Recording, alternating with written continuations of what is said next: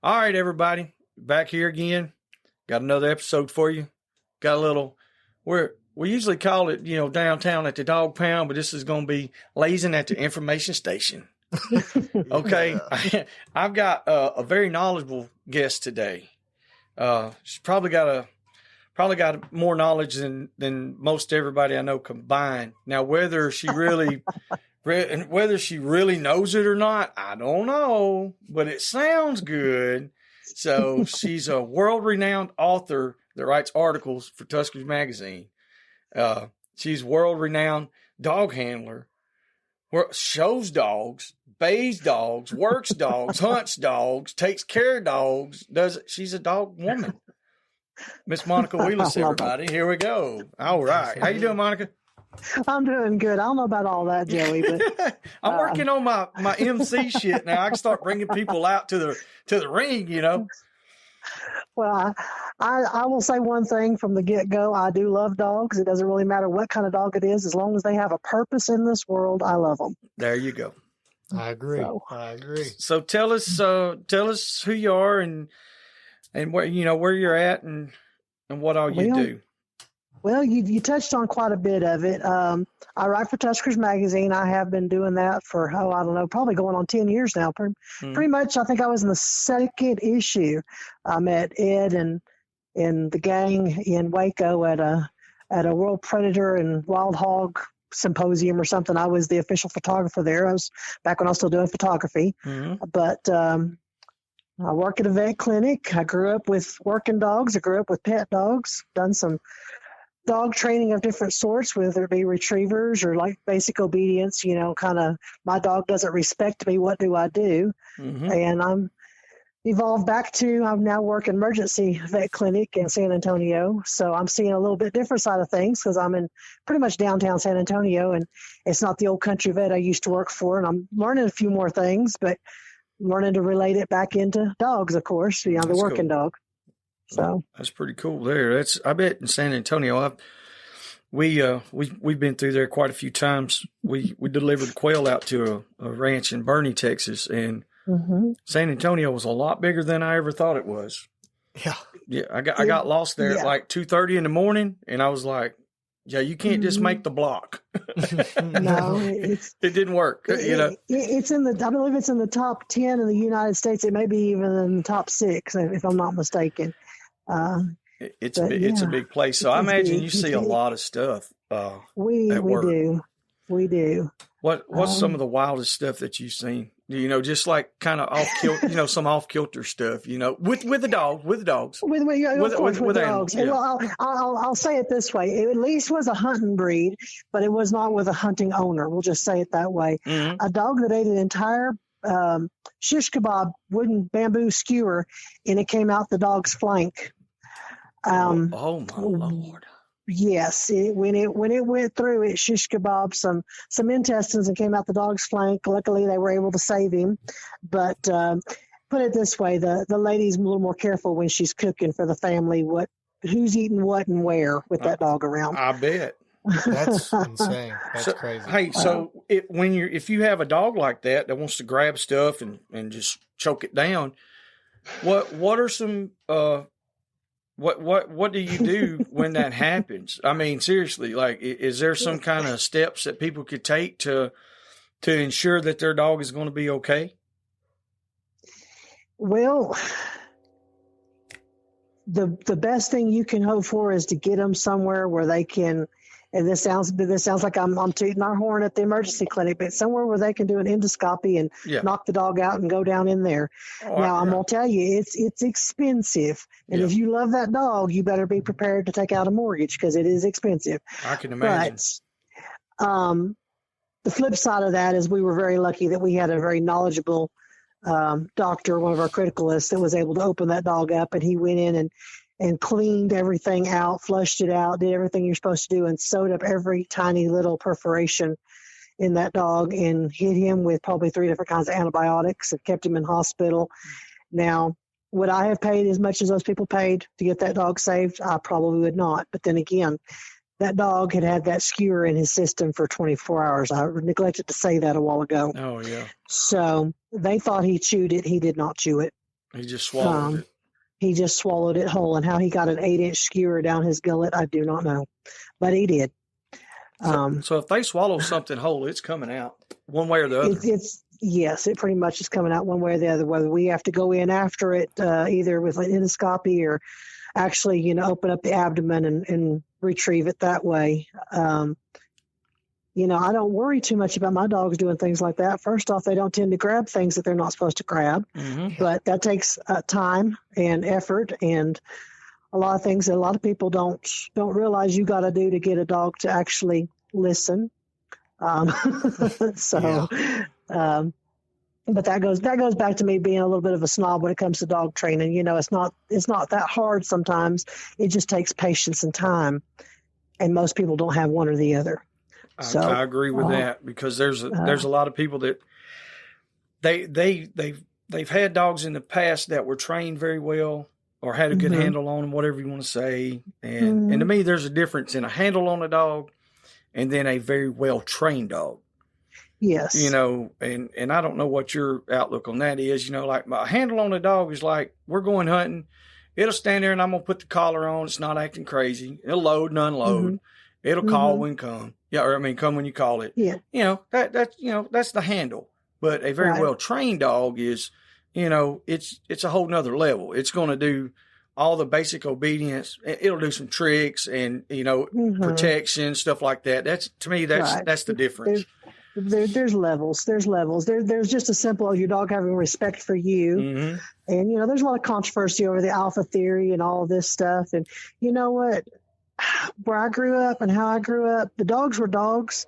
The humans were humans. That was your best friend. But there was respect between the dog and between the dog and the handler and the dog. You respected your dog and they respected you.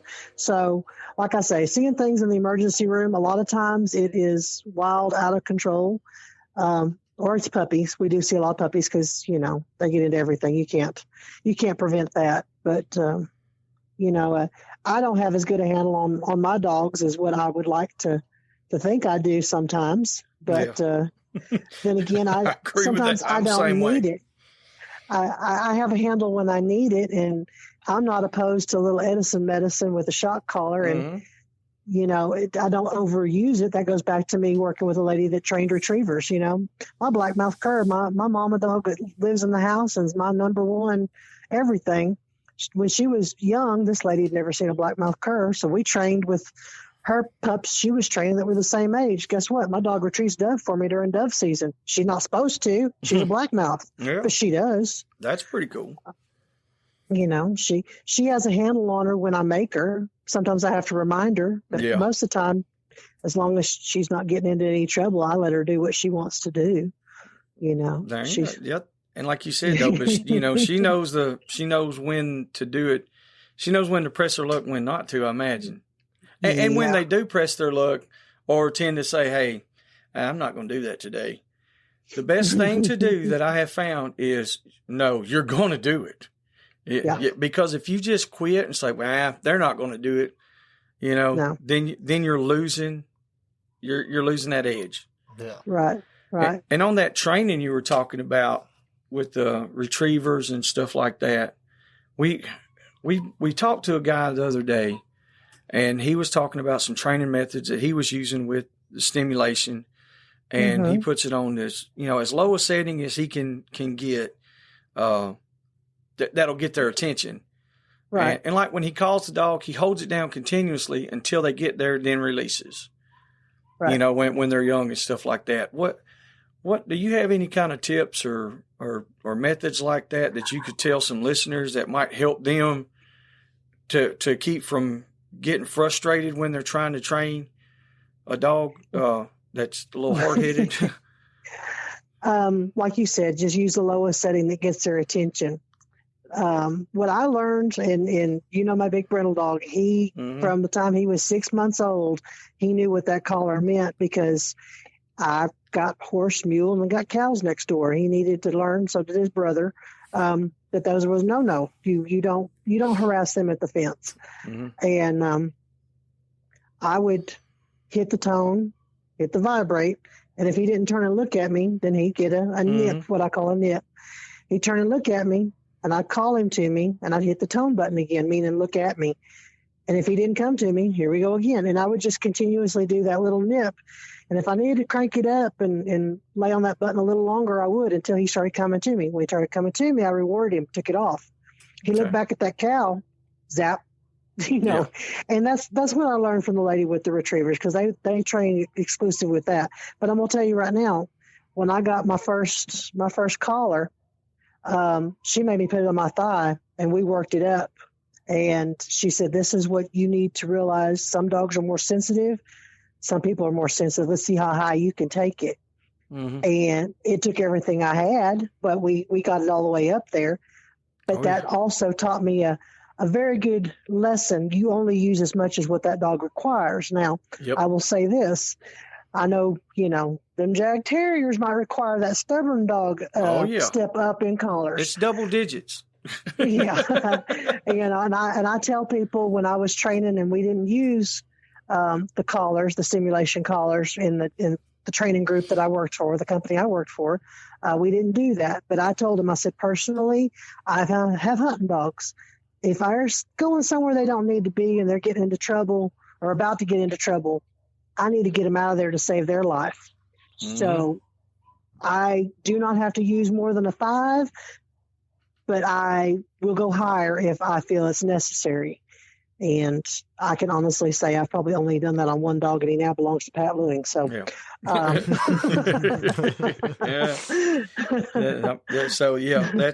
Pat tends to be feral as well, but he tends to deal really well with the feral dog, the feral strain. Yes, and I see. I've never went to Pat's yet. I've never went down there and hunted with him, which I'm going to. I'm going to go spend a day or two with him, and hope I can keep up with him. I mean, I really do. But I don't know if I'm going to take any of my poor old dogs down there or not. We live in Alabama. It's slow. It's just relaxed. Blah blah blah. I think Pat's going to be fast paced. So. Well, that biting John dog he's got is a litter mate to my brindle dog, and I kept him. Mm-hmm. The reason Pat ended up with him is because if he didn't end up with him, he was going to end up in a bad place because he needed to be hunted, and I wasn't hunting at the time.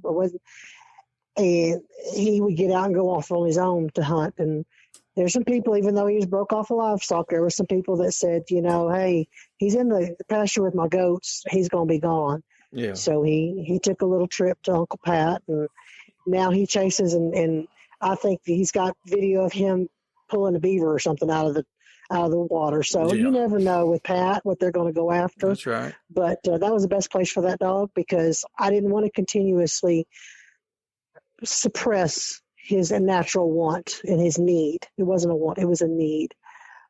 That's good, because there's often too many times that people get these dogs that are high drive dogs, and they need to be hunted a lot, or they need to have an outlet, and you can't hardly do it, or you don't have time or something. So, if you don't have a program that's specific for that dog, then it needs to go somewhere that it can be mm-hmm. utilized.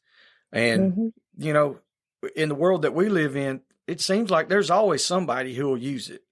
It's like there's a purpose, or somebody has a use for any dog that I've got or that I've ever had, for the most part. If that dog's going to make the cut, period, to even get the feed bowl, then he's going to work for somebody. Yes. And so I think, what's your stand on that, as far as, and that's a very, very sensitive subject. People don't want to talk about the culling, and culling doesn't necessarily mean just one way. Yes, and that's what I was going to say. Because I have seen people take a dog that would be a cull for a hunter like yourself, or even me back in the day, and make a good family farm dog. Mm-hmm. I mean, I've seen many of them. I've helped place many of them that would be, a cull to some people for that specific breeder type. I grew up with cow dogs, and I'll tell you, blackmouth cur and Catahoula cow dogs, and some rough old cowboys. Mm-hmm. And when I was a kid, I was the one they sent down into this nice South Texas brush on my little old horse to run cattle out because I had the shortest horse and he was pretty fast and he's real cowy. Mm-hmm. But I saw a lot of dogs get culled for various reasons out there, and it was not a soft cull. Yeah. And that puts something in your mind as a child. And, I always like to joke that my dad prayed for a girl and raised me like a boy because there wasn't a whole lot he sheltered me from when I was young when it came to things like that, because that was the facts of life. That's right.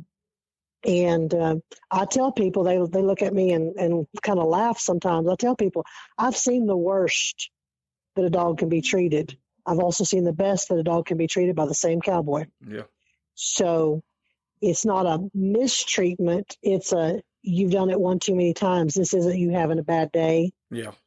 You're out of here. That's right. And then I've turned around and seen that man almost give his life for another dog because he was consistent. Not the best, but he was consistent. He gave the same work day every day, whether they were running cows or they hog hunted with them same dogs. Mm-hmm. So that, back to me, I grew up around cow dogs, Catahoulas, healers. I raised healers for a few years when I was in college and had some pretty decent ones. But I was also very blessed my entire life of being around people that were good with dogs. Yeah, that's the company you keep is really, and not necessarily, I don't mean it just the company you keep, but the company you're around, like what you said, who you were raised around, the people that you were brought up around, that leads you kind of to the people you want to be around, like-minded people. And so that's why I said, I think we can, with the group of people that we know, the network that we all have, there's always a place for a dog and a job for a dog. Absolutely. And absolutely. So it works out really good, but there's people, like I said, they just don't get the whole method or the whole part behind the culling process. And there's, like you said, hard cull, soft cull. You can, anytime if I feel like this was not going to make it for what I need, but it has potential to be something else. There's stipulations, of course, and it's got those have to be followed. But other than that, I don't know. I think just having a good breeding program is the main thing. Absolutely. I think if you do the hard culling when you first start out and you stay consistent with it, your lines will get more consistent, and then you don't have to do it as much. So exactly. you still got the blackmouth curs and Catahoulas.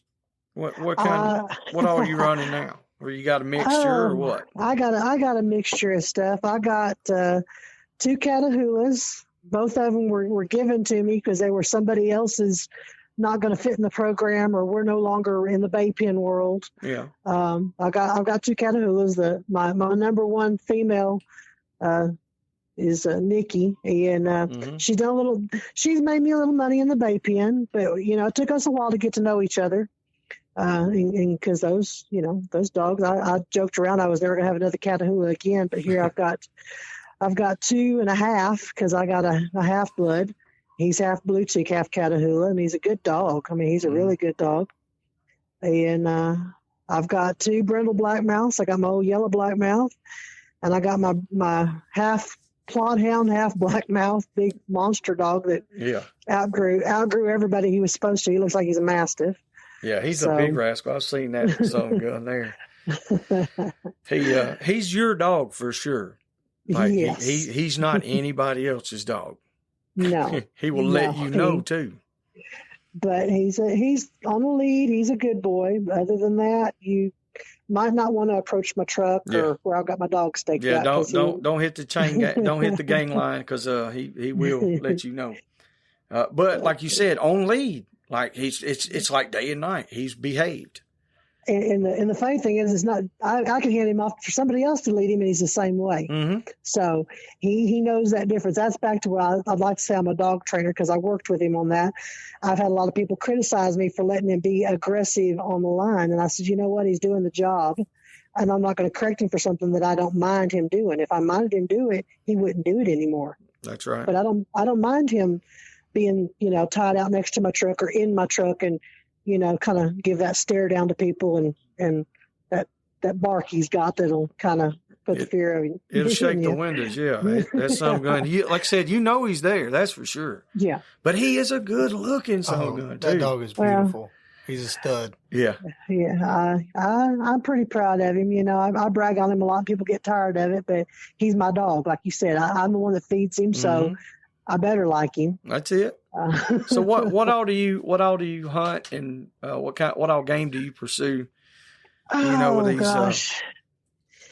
Well, considering that my mentors are upwards of 80 years old now, around here, I'm back where I graduated high school from, and my favorite person to try and go places and do things with and talk to and hear about, I think y'all have heard of Mr. Kemp. Boo. Old Boo Kemp. He's a cat man. But if a hog gets in the way, he'll get a hog too. But I haven't had the pleasure of going with him, in a while. Got a couple others around here, but the last time we really went out and had a good time and took a bunch of dogs, it's whatever they ran. We didn't care because those older fellas, they've got access to land that nobody else can get a foot on. Yeah. And when I say, they're upwards of 80, that's the two main ones, but there's some others that are in their late 50s, early 60s that, it's more of a pleasure hunt now, watching the dogs work. It kind of comes back to that. Other than that, bay and shoot for me because we're not supposed to have bulldogs where I go. Just the rancher's preference. I understand. So I don't get to go do that as often. Work a few cows. If a coon gets in the way, hey, we have a coon dog. There you go. It's a good old time. But I got some blood tracking dogs, some wounded game recovery dogs, and that goes back to the people you keep company with. Those two rental dogs, they came out of Mississippi, ended up in Del Rio, Texas, with a man that used to train border collies. So they're trained off of a whistle, and that's an interesting thing. Shepherd's whistle. First off, I can't blow a shepherd's whistle very well, but they listen. Yeah. They also were broke to the collar, so if they can't hear me, a tone they will hear and they will come back. But that's kind of handy when you have javelinas. We'll just put it that way. Oh, I can imagine. I've never got to pursue any. I mean, we've been on hunts, and I mean we've taken some, but not with dogs. Right. That's you don't want to do. In Texas, it's a game animal, so you're not supposed to do it with a dog. Yeah, I'm looking at a skull right now of one, and I mean it's sitting right here in the shop, and the way their teeth are is terrifying. It's like a jaguar fangs. Giant vampire. Like you said, it's like Nate said, it's more like jaguar. It's got the top and the bottom teeth, they connect. It's not like a hog, which a hog, I get the slicing and dicing part, but like if this thing bites you, it's four punctures. Yeah, and it's 4 inches deep. It's also more flexible, smaller, it's real quick. Yeah. And they don't do one at a time. They rally. They swarm. They rally. They swarm you like a piranha. Back to when I was working at a small vet clinic in a small town just outside of San Antonio, we had some hunters that came in there, and my doctor, gosh, she's been a veterinarian for 43 years, I think now, and at that time we had someone bring a dogo in that encountered a javelina. Yeah, and had 2 puncture wounds along right above the orbital socket, right on top of the skull. And we opened it up to put a drain tube, and that javelina's teeth had actually put an indentation in that skull, had scraped it, and took a file to it when it bit down. Damn. So that was interesting. I wasn't able to get good pictures of it because, it was just not good lighting to do what I needed to do to show. But it was just like someone had taken a file and just filed away that skull, and it was just one bite. Luckily that was the only injuries that dogo had. I don't know what happened to the javelina, and I don't care to know, but I'm pretty sure they saved their dog. We'll just put it that way. Oh yeah, without a doubt. So, that would be. I couldn't imagine if they grew as big as wild hogs. If them some guns got to, 200 pounds, hell, 175. How big do they get? They don't get real big, do they? The biggest javelina I've seen was someone I knew growing up that had rescued a baby and raised it up and left it just to run loose around the house. And that was quite the watchdog, but he got up to about 55 pounds. Yeah. Well, because the one I took out there, it was 62 pounds, I think. And they were like, holy smokes, this son. That is big. Yeah, it was a female. And I mean, like. She was fat. Yeah. But we thought, it's like, well, maybe she's pregnant or something. She wasn't. No. I mean, it was just like a little butterball. And because I was amazed at how small they were. I was like, well, damn, that's, they're not that big. It. and then I saw the teeth. Yeah, then I pulled that mouth open. I said, oh my God, that's this dude right here. That's what I said. I was looking at that skull, and the bottom teeth are 3 inches or so. I haven't measured them, but like I said, and then the top teeth, they come down and hang down. They were hanging down out of her mouth. I was like, holy shit. So I couldn't imagine if they got to 150 pounds. That would be insane. No, they'd be bad. They'd be really bad. Yeah, I would never want to put dogs on them at all. Now, I have a question about the whistle training. I've never seen any whistle training, and so would you please educate me on some of that? Oh, boy. There's whistles for everything when it comes to Border Collie stock dogs. This man was pretty much world renowned. I mean, he sent dogs down to Australia and stuff in his heyday. He's up in age a little bit now, and he got out of the Border Collies, but he runs a game ranch, and so, she's got a whistle, or they both have whistles for stop, which is just basically a long whistle, just just let it blare it out there, and then when they stop or you run out of breath, whichever.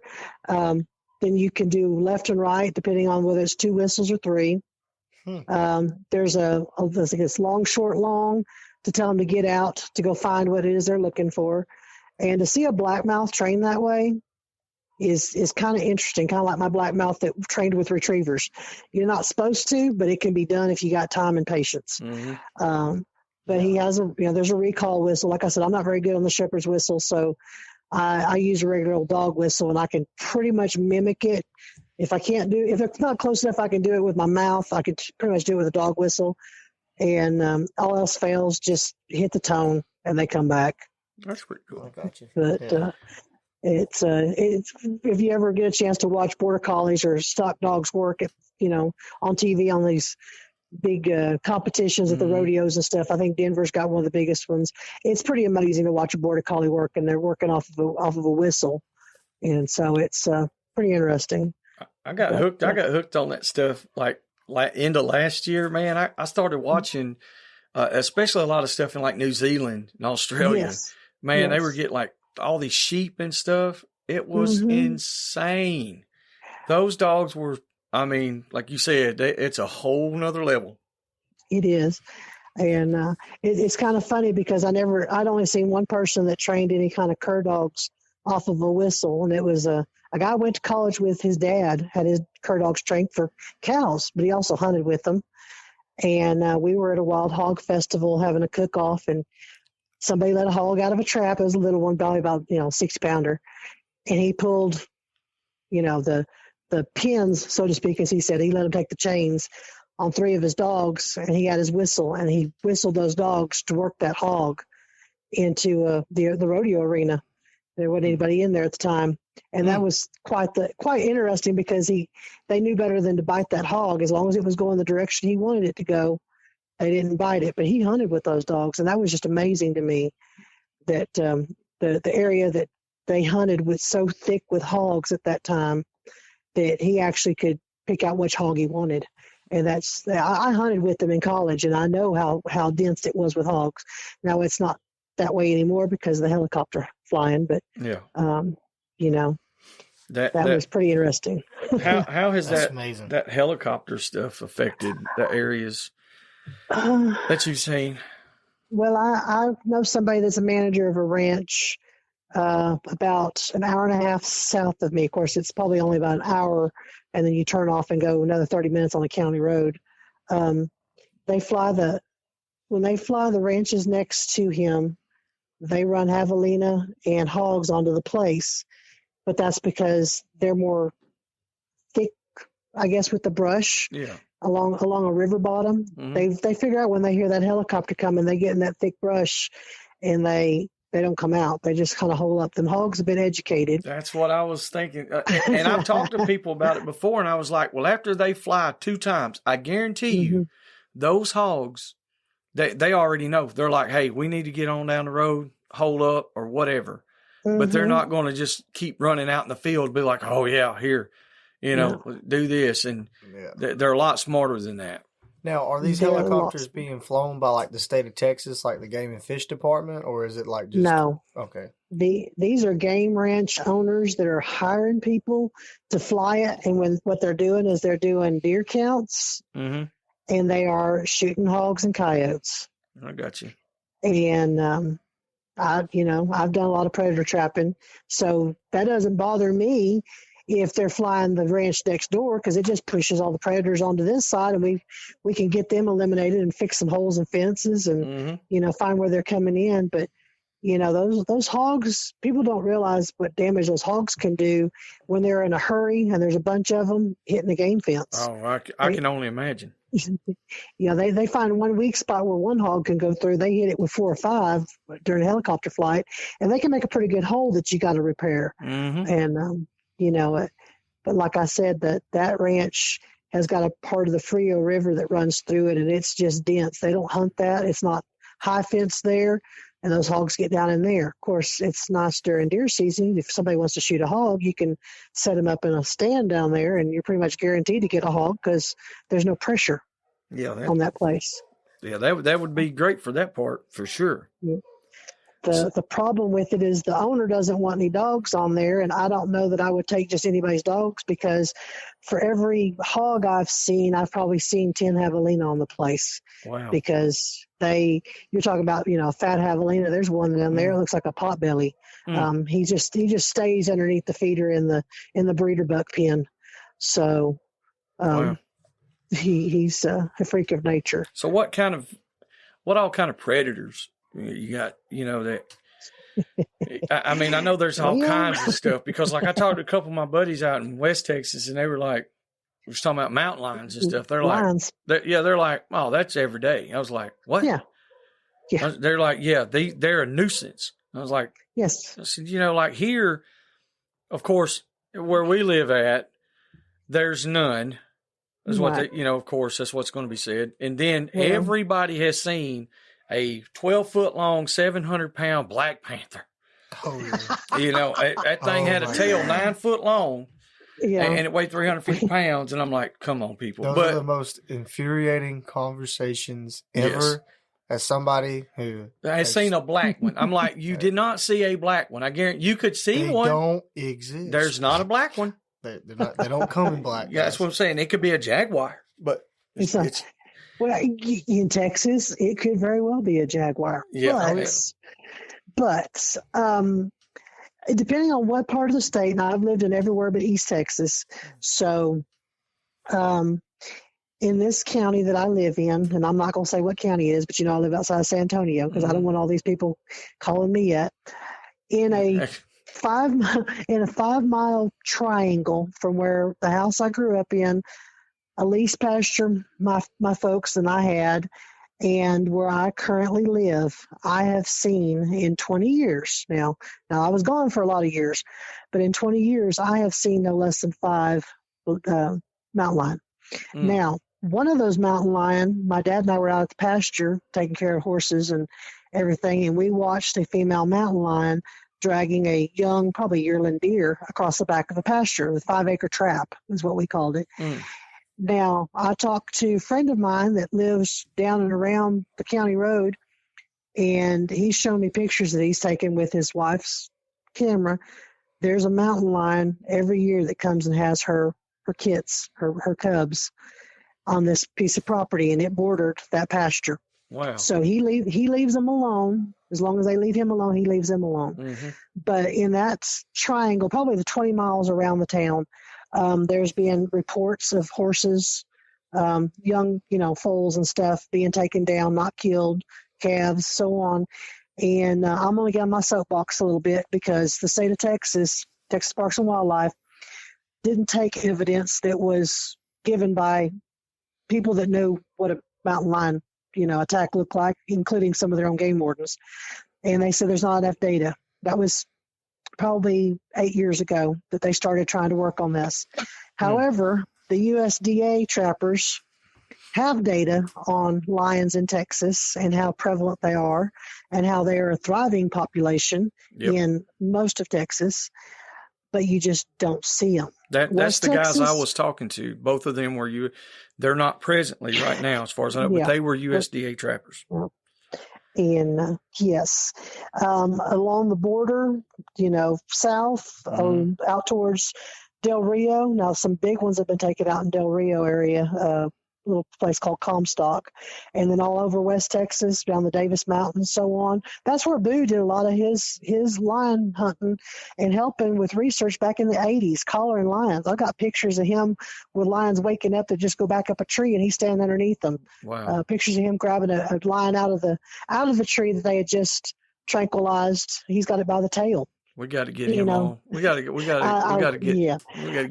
talk with him. Back to iron sharpens iron. Yeah. When that man found out that I interviewed a gentleman that he knew, which was Mr. Ryan for Tuskers several years ago when he was in his 90s, and he pulled out pictures and showed me, and I had copies of them. Well, then Boo showed up at the vet clinic I worked at with, I kid you not, 4 big photo albums of pictures from his years of doing that. Wow. And the history that's there, that's just, it's amazing. A lot of people, a lot of folks won't get it until they get our age. Right. When they get a little older in life, they're going to be like, man, you know how much of an impact that was. Because like nowadays, you can't just jump in with Parks and Wildlife or with the government and start radio collaring and all that because you got good dogs or because of your knowledge. Right. You have to have a degree. It's a process. Yeah. You got to go to college. You got to do all this. And like you said, it's a big process. Now, I'm sure there's still exceptions to the rule, but to be someone of that statute, that's a lot of history there. Right. So we do have mountain lions in this area. Like I said, I know in this county, there's sightings constantly, but they're not proven by Texas Parks and Wildlife standards, but they're known, and it's kind of we keep to ourselves about it when we see something. But like I said, I've seen them myself. Bobcats. I mean, there's still folks down here that do run some bobcats with their dogs. And that one ranch I told you I know the manager on, he doesn't trap during fur season, even though they're a predator in Texas, because that's also deer season. So they don't want anything trapped during deer season when they've got these big money hunters out there. And I understand. Yeah. It's an image thing, and I get it. But before and after deer season, especially when they're fixing to start having a crop of quail or turkeys, he hits those bobcats as best he can, and coyotes too. Yeah. And I think he's worked there 10 months now. I think he's taken close to 40 bobcats off of this ranch, and this ranch is not a huge ranch by Texas standards. That's still a lot because Texas ranch is a whole nother world now. I didn't know all that until I went out there. Listen, if you ain't got 10,000 acres, that ain't nothing. It's a hobby ranch. Yeah, that's like, what are you doing? You raising a couple of cows, buddy? But like you're talking about, these people that are, they're taking these predators and stuff off these ranches. Okay, some listeners they don't really grasp the whole thing of it until you see it with your own eyes. And luckily, I've been blessed enough to do that. Like you're talking about, when they have quail. All right, there's a lot of wild quail, and then like we raise quail here in Alabama. It's a big process you have to go through to transport them and all that. You got to have all your paperwork, all your testing and everything. They got to be tested before they leave here. You got to make sure that you got all your paperwork in order before you can travel. But we would take to some of these ranches out there 20,000 plus birds. And if you anybody hasn't bought quail in a while, they're quite expensive. So you're looking at $100,000 worth of birds. And that's just the ones that they're purchasing. They're already raising their own. Then they have wild quail as well. And so when you've got skunks, bobcats, mountain lions, fox, coyotes, raccoons, you got all these predators out there that are just demolishing You're just demolishing these critters, and they're young. It's very, very imperative to at least keep them in check. You have to do all the practices. You got to go through the motions. And I've talked with people. They're like, well, there's no sense in taking all these coyotes. And the thing about it is, as far as a cycle of nature, no, not really. Because if you take one, another one moves in. But as far as a cycle of business, and these people have every right to do this because they own it. It's their land. It's their business. That's what they do to make a living. So as long as they're doing it in a reasonable practice, hey, that's what has to be done. We'll be back after a quick break. We would like to interrupt this episode to take a moment to thank our sponsors and friends of Dixie Doggers Podcast. Southern Cross Cut Gear, Boars N Broads, Hardcore Hog Dogs and Cut Gear, Showtime Premium Pet Food, Animal Housing Solutions, Tuskers Magazine, American Doghorn Association, 4L Kennels, Hogbang.com, The Boar's Nest, Crockett Taxidermy, Mud Creek Hog Baying. A big shout out to all those people and companies who help make us who we are. Thank y'all. It boils down to ethics in my mind, because I'm a trapper, member of Texas Trappers and Fur Hunters Association, been an officer with the association. And as long as it is ethically done, it is sustainable, whether it be for fur or predator, whatever. But when you have places that my best friend, they manage a large ranch for a corporate owner, and they're having subdivisions pop up all around them, so it's just pushing the deer, and it's almost like a wildlife preserve. I mean, it gets hunted, but the coyotes, it's pushing the coyotes onto their property. Well, they've got calves, they've got fawns, they've got turkey, so on, that the owner likes to come out and drive around in the Kubota and look at, and that's his right, that's his business, and even though it's a tax write-off for a good portion of it, they snare coyotes continuously. And that's just snaring coyotes. That's not putting steel traps out. That's just quick elimination of coyotes. So we can't snare here. Yeah. I know. And here we can't have a certain size, anything over a certain size conibear because of people's dogs. I get it. Ethical trapping. That's right. And snares are quick dispatch. On places like this, a snare and a bobcat and a snare and a coyote, that's the quickest way for a lot of people that don't have a lot of knowledge for lures and baits and things and it's economical too. The snares are compared to spending what they would on steel traps or something. Yes, especially if you learn how to make them yourself and then buy the supplies from these companies, it gets real economical because you can put out a lot of them. Yes, and that's what a lot of these ranches do, and it's something that I like to say doesn't take a whole lot of knowledge. Setting a steel trap's a little different than setting a snare.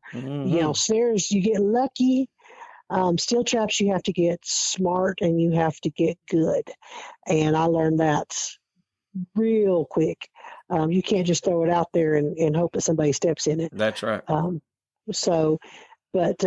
talk about quail and everything, and it's big business in South Texas for quail. Back to working at the vet clinic, we had a client that it was up for me to vaccinate 45 quail dogs because he ran, in sets. These big clients. So these big clients paying this big money for these hunts. Yeah, it's a lot. These ranches, it's a lot of money. It's a trickle down effect. It goes all the way to everybody. Yes, and it was a good day. Nobody else wanted to do his vaccinations, but it was a good day when he came in because that was a good business day for us to vaccinate, especially when you rattlesnake vaccinate and you go off of their protocol, then their recommendation, if you have dogs that live in the country, you vaccinate more often with that and so on. And you've talking about back to the emergency clinic and what we're seeing in the suburban and in the city that people didn't used to think about there is leptospirosis. Mm-hmm. People don't know what lepto is unless you live out in the country. And of course, lepto is something that goes between humans and animals. Brucellosis, same way. Mm-hmm. Let's talk about some things that hogs and other animals can carry. Brucellosis can be carried by deer.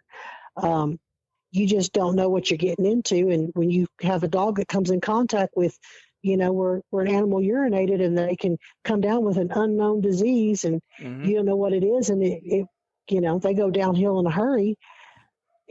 It's rough, but say that one more time. Brucellosis in deer. There is brucellosis in deer. They can carry it. Exactly.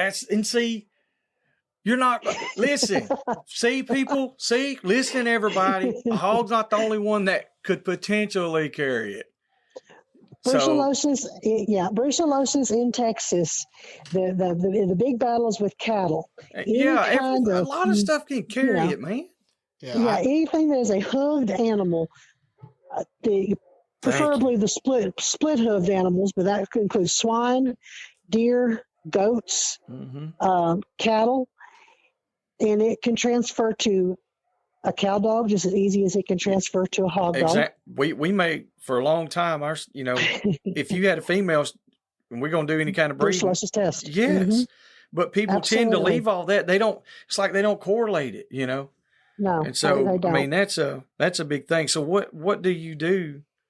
What kind of preventatives or can you do for that?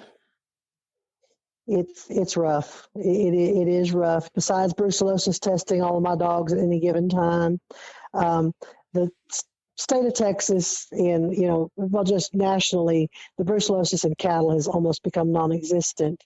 However, when you have things that it can carry it, like I said, deer, can carry it and they urinate and you can get.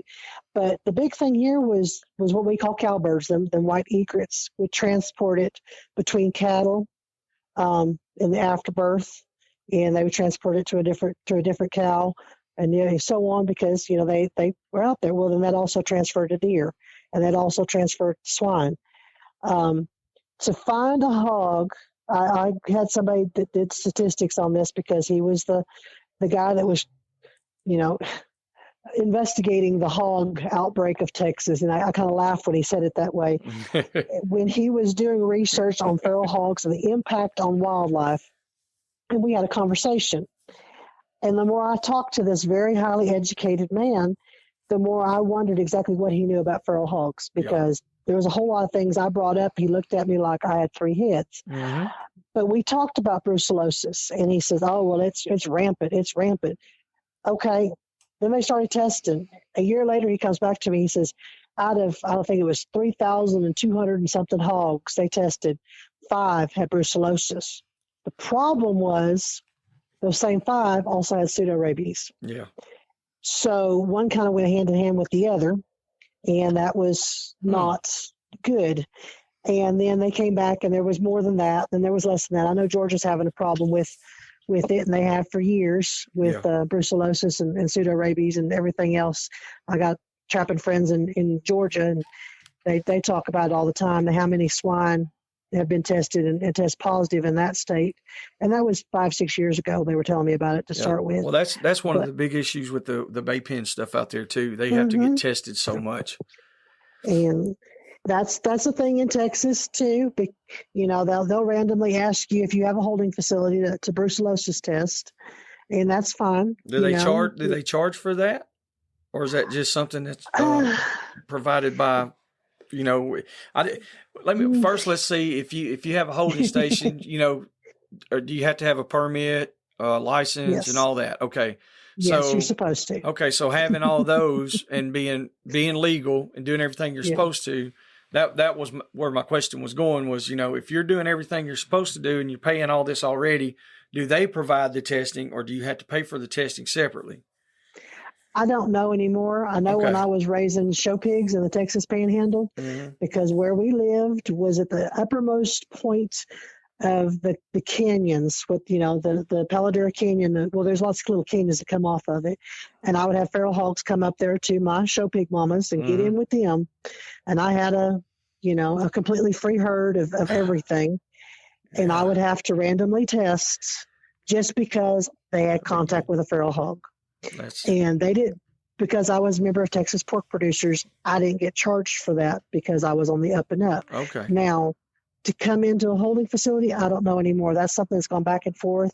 Texas Animal Health Commission and myself have had a few conversations about that and a few other things just through the years when I would call and ask questions, because like everything else, it changes depending on who's in charge of things. Mm-hmm. So I don't know anymore. I'll be honest. I don't know anymore if they test, if they charge you, if they require you to test.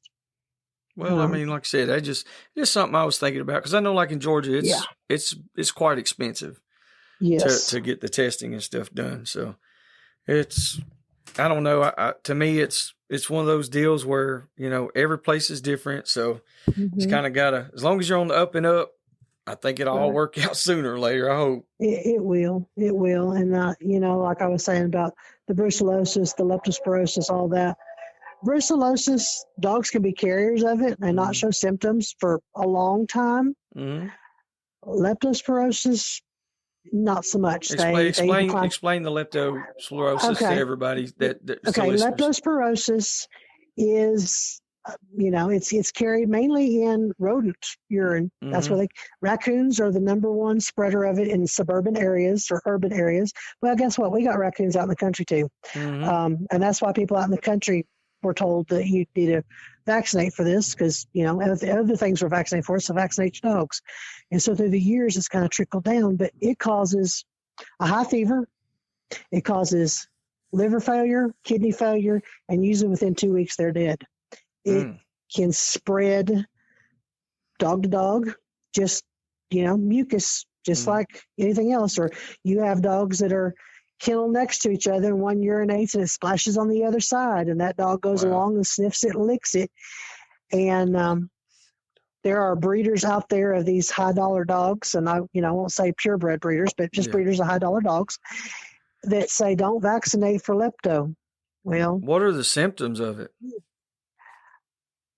Fever of unknown origin is the number one thing. Can you physically see anything, or not really? Okay. That's what's so bad about it is you just, old Rufus is just ain't himself lately. He's not wanting to eat. I don't know what's going on. He looks like he's running a fever, which dogs are hotter than we are, so they always feel warm to us. But he looks like he's running a fever. His old eyes are hanging. All those old, you can't explain to anybody, but when your dog's just not right. Yeah. And then they go off feed.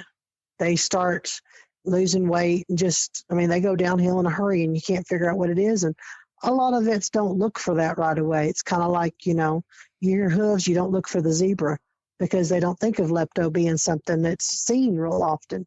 Being a specialty in an emergency clinic, we see it because other vets send them to us and say, we can't figure out what's wrong with this dog. And they put them on IV fluids and antibiotics and do a lepto test, which can take anywhere from 2 days to a week. But in the meantime, they're on fluids and getting antibiotics for this fever of unknown origin. And they hit them with a concoction of antibiotics. They start getting better. The test comes back, boom, they were positive. But if you don't catch it in time, like I said, they can be dead in a matter of, 7 to 10 days, or it can linger for weeks. Just depends on the dog, honestly. A lot of things are like that, unfortunately. That's very wild. It is very wild.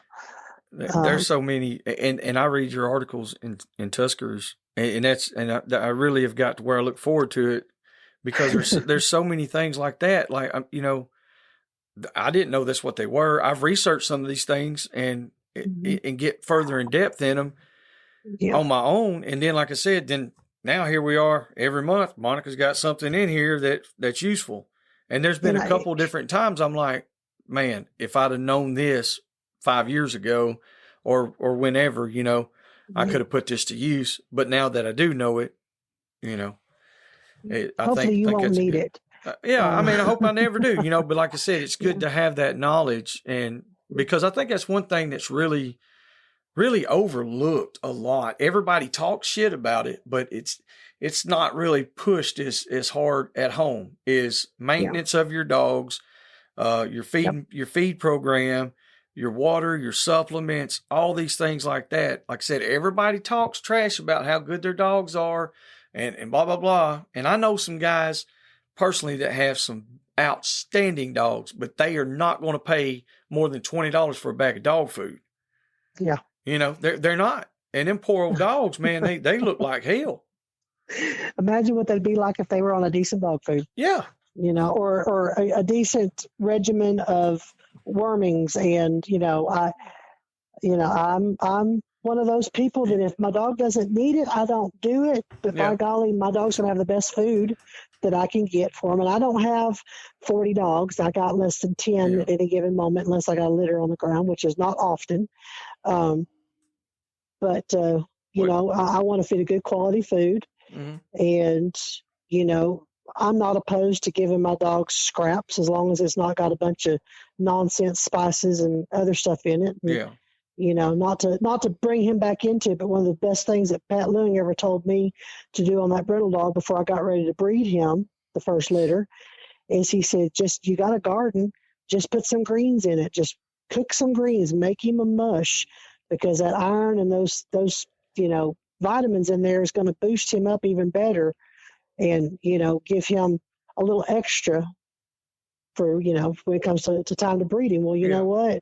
He bred that one female of mine, and it was a one and done. I mean, she wasn't going to let him do it again. So, but I had some good, healthy puppies, and I can't say anything other than that. I feed good. I take care of my dogs, and I don't go overboard. I don't over vaccinate, because that can cause problems. People don't see it, but when you've been around the clinic and you see both sides of the animals with the vaccines, no vaccines, too many vaccines, I do what I was curious. I was always curious on whether you could get too out of hand, because like you said, there's the other side of it where people who go overboard, they go crazy on this shit, and they vaccinate for every single thing that's available. And they give the dog every supplement they possibly can. And I didn't know how often that happened, and what were the long-term effects of it, A lot of it's dependent on genetics of dogs, it really is. But if you vaccinate your female for parvo and distemper and all that, within 6 months of breeding her, those puppies are going to have a better immune system. When they hit the ground, you're not going to have to worry about them so much. These people that vaccinate at 3 and 4 weeks, those puppies' immune systems haven't developed enough to actually take advantage of that, and it can suppress the immune system and make them sickly. And it's hard to believe that, but I've talked to many a vet that's, is into the genetics and into that kind of thing, the research side of things, and they said, that's too soon. 6 weeks should be your first vaccine, 6 to 8 weeks. But even then, you look at the chart, depends on which puppy, nursed first, how much, antibodies they get from the colostrum and all that mumbo jumbo. If you vaccinate your female at least 6 months, within 6 months of her being bred, not after she's bred, don't do that. Yeah. But, before she's bred. Before she's bred. And that goes back to another thing about people need to plan their breedings. Not just breed everything, because back to the culling thing, if you don't cull it, well, she's got good genes, I think I'm on a breeder. I've got one of those. Guess what? She's got some really good genes. And I bred her to a common, now granted he does bay in a bay pen, but a common dog that's a half hound, half Catahoula. Yeah. Guess what? Neither one of his parents were bay pen dogs. But he's a good bay pen dog. Yeah. So that didn't hurt my feelings when that breeding happened. And I hope those dogs go on and do well for their new owners. Mm-hmm. But that was, we all make mistakes. That was not intentional, but she was vaccinated. She was taken care of. And, it's another one. She's my dog. Probably nobody else could deal with her, but I do. But, the key is to make sure, for parvo especially, because we got parvo outbreak going on right now in Texas, is hit them that last vaccine at 16 to 17 weeks. That's when their immune system is fully developed. They've mature enough to develop all the antibodies they need to. Have the boosters before, but that last one, so many people stop at 12 weeks. Yeah. I mean, there's a lot of people, that like you said, some of them, they're not going to go, they'll give them one or two, and that's it, No. And like you said, so they need to wait until 18 weeks, 16 to 18 weeks in there? 16 to 18 weeks, yes. Okay. That's the most crucial time. So instead of doing, I'm sorry, go ahead, Monica. No, go ahead. No, so instead of doing that 3 to 6 week, in that window, do it. Have a healthy mama dog, hit them at 8 weeks, 12 weeks, 16 weeks, or somewhere. And you're still getting the same amount of shots, but exactly, you're just doing it at the most progressed stage of their immune buildup. Exactly. When the immunity starts to decline, you're hitting them again. Doing it every 3 weeks, their immunity hasn't declined yet, and their body's kicking that out. It's hard to explain it, but it's like we don't need that. We got enough antibodies. Yeah. And so they're not getting the full benefit of it. So you're wasting that. You're potentially wasting that. I know people that vaccinate 5 times, and I'm like, okay, what's the purpose in this? Yeah. Well, we do parvo only first. Okay, well, puppies can get distemper at that age too. Mm-hmm. All 3 vaccines, my dogs get lepto when they're puppies because I know what lepto can do. I've known that for a long time before I ever got, in vet med. But that's because, I knew it from the cow dog side of things. Yeah. So being in vet med, as you are, like I said, your wealth of knowledge on a lot of things. So let's go to where, so you could, maybe help a lot of the listeners, guys that run dogs, especially hog doggers, like with their foot maintenance. That was one of the topics that we were talking about. Foot maintenance, pads. Like you hear people talk about dogs and their pads a lot. We don't have a big issue with that, but there's some that some guys, they have a lot, they got a rougher terrain and softer pads, I guess, so I don't know what can you do for that, to toughen them up or to heal them up. Yeah. There's so many old concoctions out there. Yeah. And those are the ones that work. Yeah, they work, but sometimes it's hard to get hold of the ingredients anymore. Yeah. One of the number one concoctions I knew contained formaldehyde. Well, that's pretty hard to get hold of. Yeah. This sounds crazy, but a lot of things that can be used on other animals. Old timers used to use on the pads of their dogs. Turpentine. Turpentine. The old hoof and heel horse stuff, use that because it has a lot of things in it. I know a man that it's kind of funny. He melts down beeswax and Crisco, and then he throws a little absorbing horse liniment in there, and then a little lidocaine, and he slathers that on. It looks like almost like a butter. Yeah. It's white and it's got a pink tinge to it. He puts that on there with a paintbrush, and before he goes out, a musher's secret. That a lot of these folks use has got the wax in it, that's his version of it basically. But that lidocaine, of course, he has access to lidocaine that not everybody can.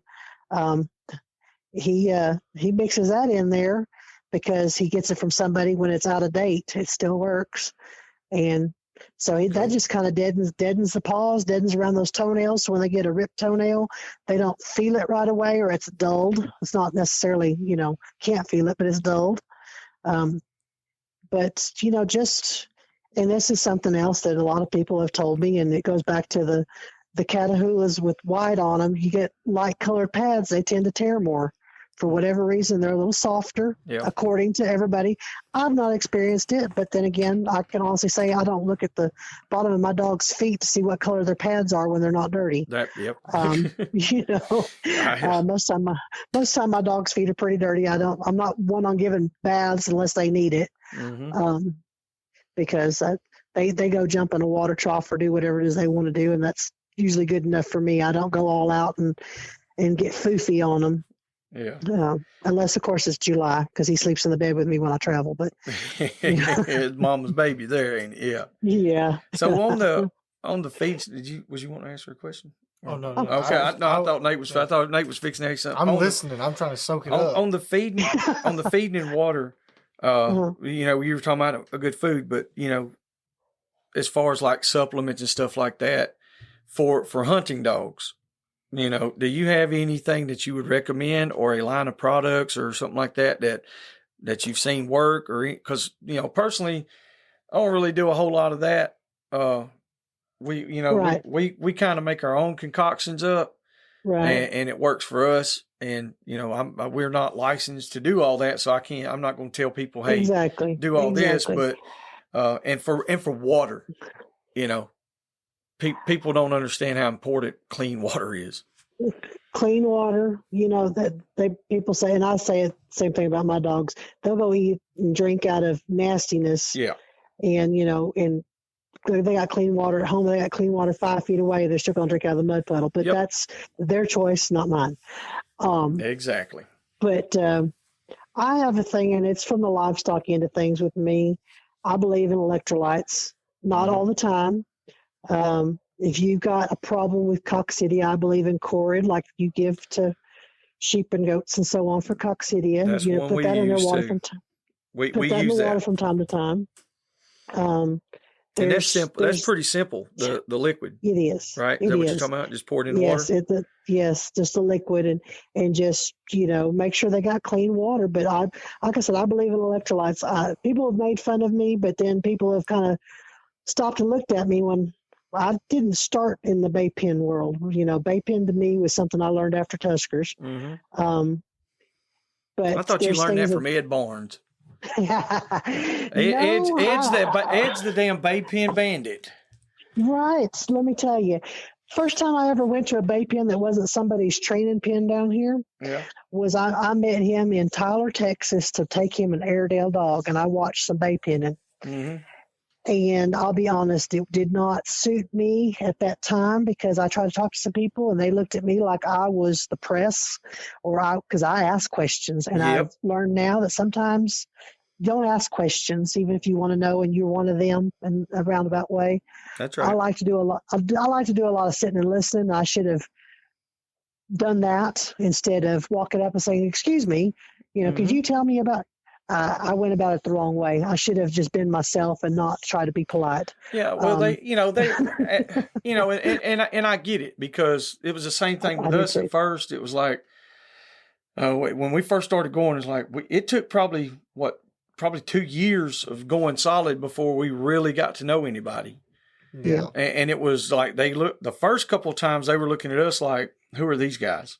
Yeah. And that was out in Georgia, and I think they had several issues at other bay pens along the same lines. Yes. Everybody was real gun shy. Yes. Yeah, and I get it. Like I said, I get it. And so we kind of just were quiet for a while and stayed back, and we participated, and we had no idea what we were doing. We never want anything. And then, you know, it started gradually building up some. So, but anyway, back to what we were talking about. So. But the electrolytes. Like I said, people make fun of me. I learned with showing livestock because I did that quite a bit. Take your own water. If you got an animal that you just absolutely cannot let get dehydrated, take a little water with you. Mm-hmm. If you have to crack a bottle on a Powerade and pour some Powerade in there to mask the water where you're at, do that too. Mm-hmm.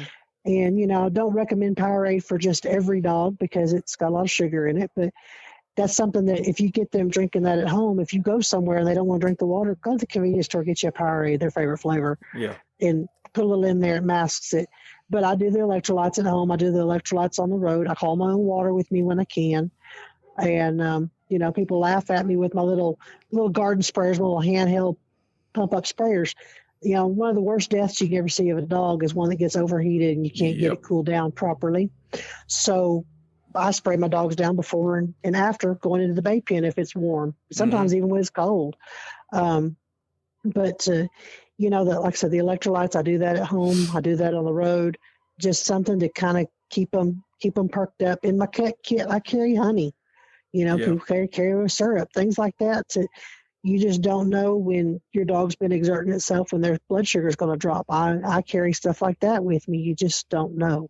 What are some symptoms of that especially younger people that are starting to get their own pack together and they're starting to hunt on their own, and they don't have somebody that's more experienced with them? What do they need to look for when the dog's blood sugar's dropping or something like that's happening? Like you said, the hunting, I'm a firm believer in that as well. Or something to do with their calcium. I've seen several different things work, so I just didn't know if there were some symptoms that maybe you could pass off.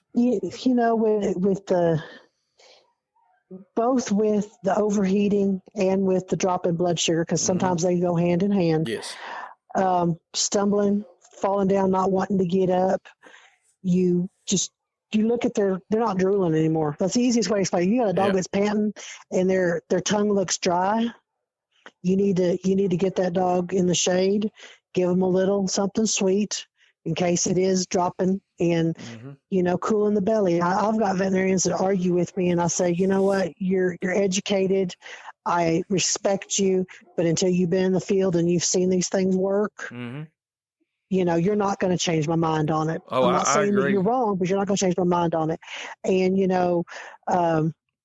there's a video out there of Boars N Broads where they're putting IV fluids under a dog, well, not IV fluids, subcutaneous fluids under a dog's skin. Yeah. If you can do that, great. You know what? Just an old bottle of just water.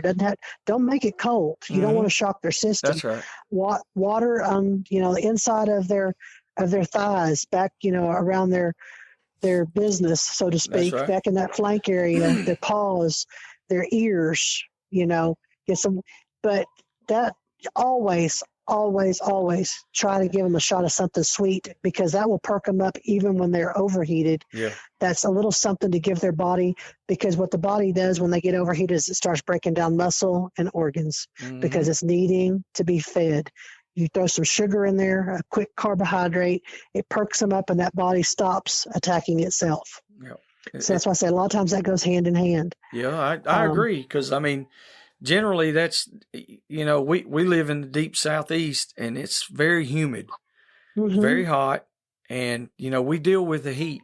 And, like you said, I've talked to different people. I've talked to some very educated people that said the same exact thing. It was like putting alcohol on them pads and cooling that belly, that's not going to do it. And I'm like, okay, that if you don't want to do it, that's fine. I'm going to do it.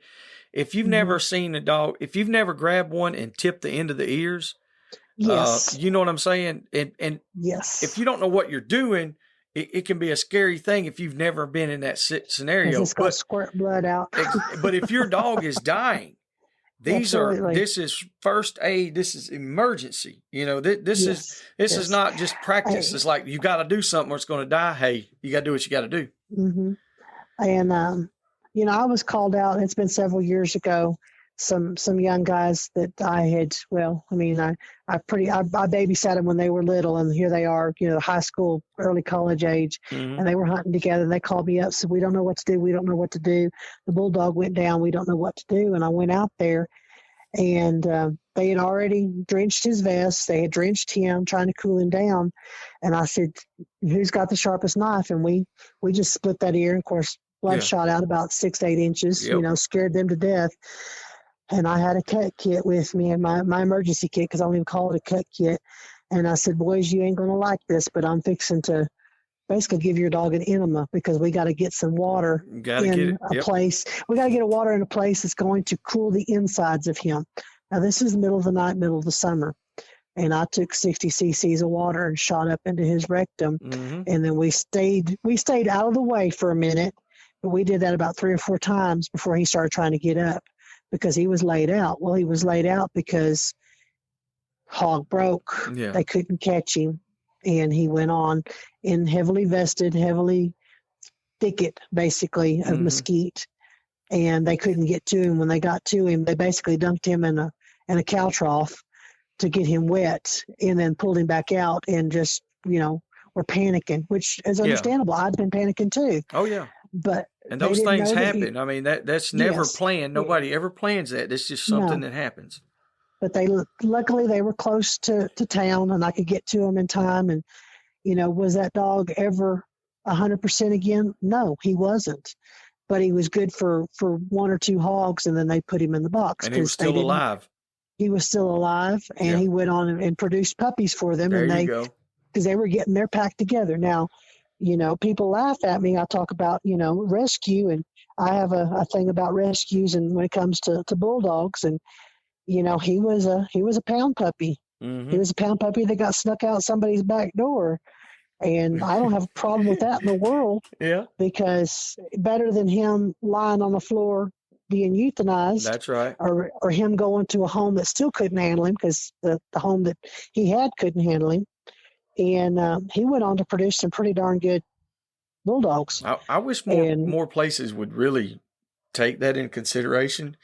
Well, yeah, and I actually know there's a couple of, and I'm never going to say names or anything like that, but there's a couple of humane societies that will call hunters and say, "Hey guys, come up here and adopt this bulldog." Yes. And I think that's awesome, because you know how bad a rap bulldogs are going to get from just your everyday people. Yes. So, for them to get adopted is going to be a chore anyway. But then you get them in the hands of somebody who's going to work them. Hey, they're not going to, like you said, it's either that or going to be laying there just euthanized. Yeah. And that's, I don't know. I don't like that. Yeah, I don't either. And as someone who has seen both sides of it, I was very blessed. I'll just say that I was very blessed to know a couple of animal control officers in some small towns that if there was ever bulldogs, they'd call me. And if I'd go pick them up, and I would just start dropping them off at people's houses that I knew needed a bulldog. Whether they needed one or not, you're going to get a bulldog today. There you go. Bulldog for everybody. Because if he doesn't make it for you, he might make it for your buddy. He might make it for somebody's son. Somebody's got to start somewhere and give the dogs a chance. Oh, yeah. Without a doubt. There's just too many. There's too, like you said, there's already too many out here that could be put to use instead of somebody having to breed up a bunch of dogs. And there's nothing wrong with that either, because there's a lot of really good stock. But, I know a lot of people that will take whatever bulldog, it doesn't matter, breed them up. And now keep in mind, the guys I'm talking about doing this, they're not hunters. They're doing it to sell these bulldogs for $200 or $100 to people who hunt. And they don't know what these dogs are going to do. Right. They have no clue. Temperament. Yeah. Yeah. And so as they get older, if you got a dog that's older and he's got a good temperament and, you can handle the dog and all that, put a little time into him, to me, it seems like it's a shortcut too. Like, hey, you got a dog that's already ready to go. My best dogs were picked up off the side of the road. Yeah. We used to refer to as show dogs. They just showed up one day and we gave them a job. That's it. There you go.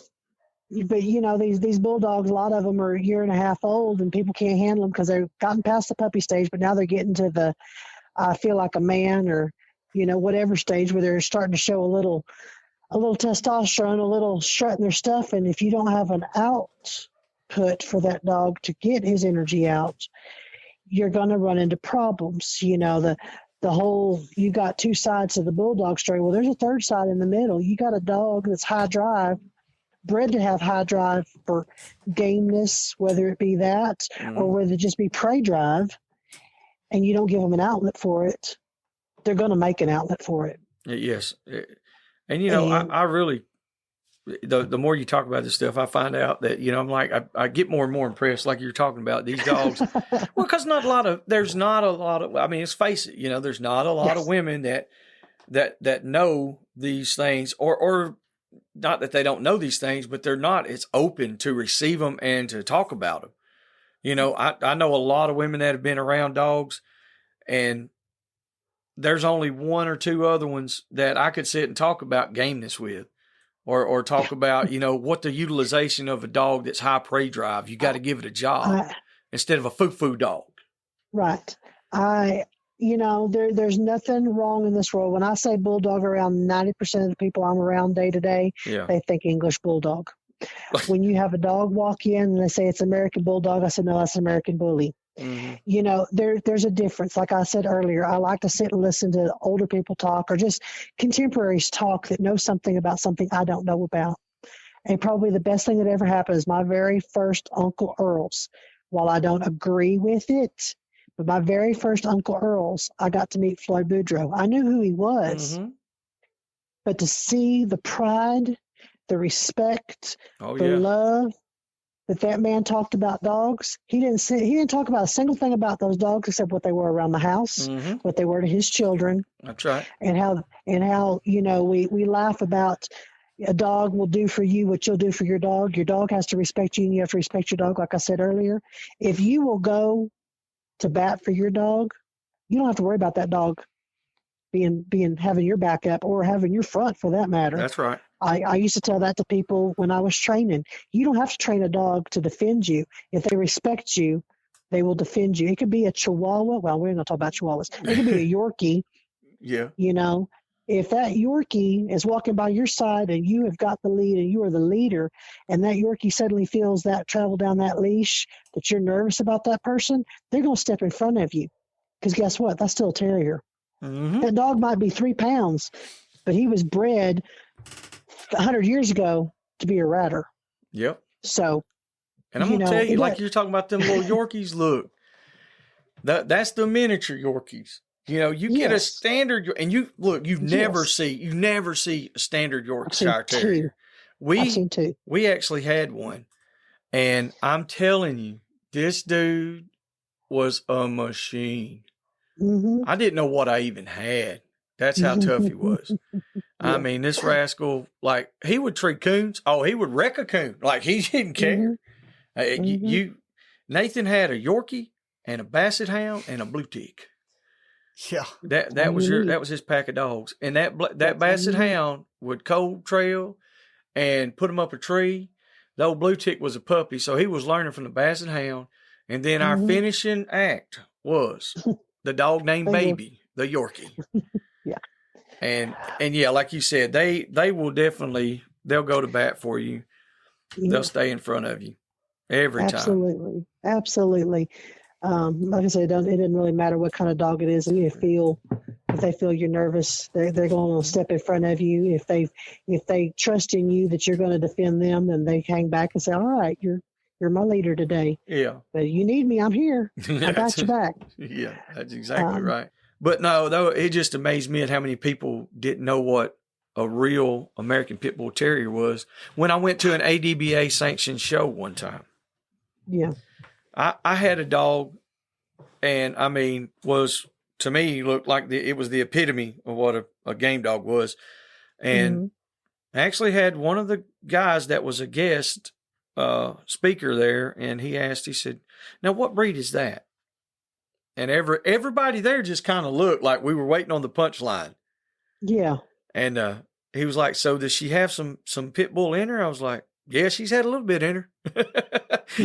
She's had a little bit in her and I just walked off, and the guys, after that, they told me, they was like, "Dude, that guy, I think he faked his resume, to be honest with you. Like, cause he had to, he had no idea."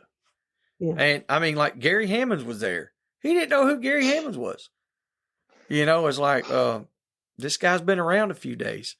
We were talking about, another guy was talking on the phone to Tom Garner, and he was like, "Well, now what dogs did he have?" And everybody, I was like, "Jesus, this is a train wreck." I was like, and I hope he's not going to be judging. Please don't let him judge. Yeah. But right. Anyway, so let's get back to some of the dog stuff, some of the topic stuff. Yeah, stuff. Which we've covered most of the topics that we were talking about from the get-go, but there was something else I was wanting to ask you, and I'm trying to think about what it was until I interrupted you and went down a rabbit hole. Yeah, we went definitely down a rabbit hole together. Yeah, I told you, it's kind of like talking, just like Pat, just not quite as high pitched. I'll come off with some crazy shit.